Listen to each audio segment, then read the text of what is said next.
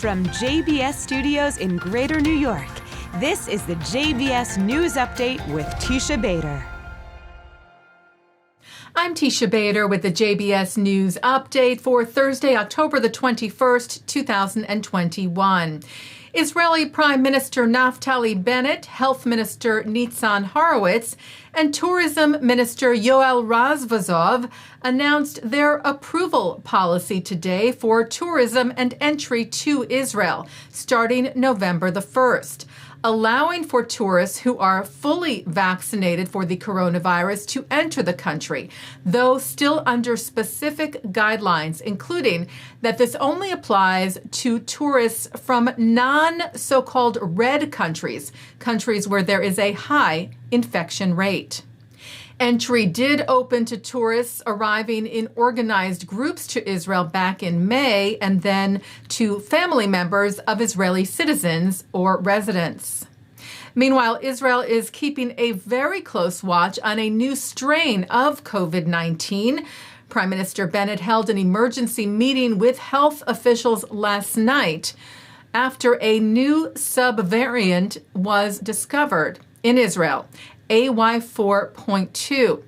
Bennett instructed officials to keep a close eye on the strain, which was first found on Tuesday in a young boy who had returned to Israel from Moldova. A woman targeted because she was Jewish was remembered and honored this week.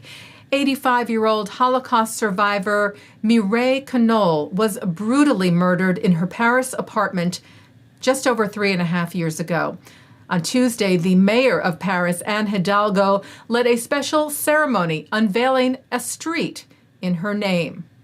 Hidalgo said on March the 23rd of 2018, Mireille Knoll, a Holocaust survivor, was murdered because she was Jewish.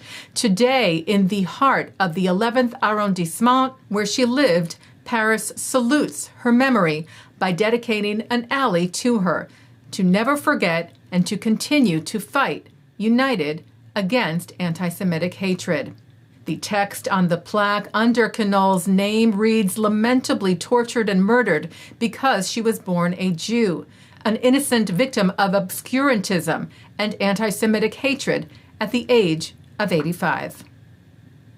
Israel's President Isaac Herzog announced the Israeli Climate Forum yesterday, an initiative to help Israel play a leading role in tackling the global climate crisis, which the president called an international emergency. Herzog said we must wake up, change old habits, and stop the climate crisis from getting worse. Israel's advantage, Herzog said, is its ability to contribute to solving this problem through social and technological innovation and revolutionary changes to global ways of thinking. Herzog said, "I hope we'll be able to place our concern for the future of our children and the fate of planet Earth above internal arguments." The forum will operate under the auspices of the president's office and will be led by veteran environmental activist and former Knesset member Duvedevan. By the way, Prime Minister Bennett will be heading to Scotland in 10 days to lead Israel's delegation to the Glasgow COP26 summit, the UN Climate Change Conference, which runs through November the 12th. Taking a look now at our programming for tonight on JBS for Thursday, October the 21st at 7 o'clock, a look at the IDF's elite Duvedevan Unit.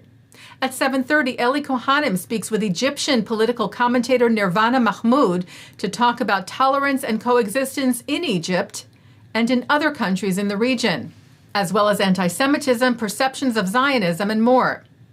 At 8, Jonathan Tobin speaks with Elliot Abrams, veteran of the Reagan, Bush, and Trump administrations, about diplomacy, democracy, and the future of American Jewry. At 9, Mark Golub speaks with Dan Almagor about the heroic defense of the IDF on the Golan Heights at the start of the Yom Kippur War. And coming up next, I speak with Leon Saltiel, World Jewish Congress representative at the United Nations in Geneva, about the joint statement he delivered to the UN Human Rights Council on behalf of the World Jewish Congress and of the Muslim World League on protecting human rights for all. And that's the JBS News Update for Thursday, October the 21st, 2021. I'm Teisha Bader. Stay healthy, stay well.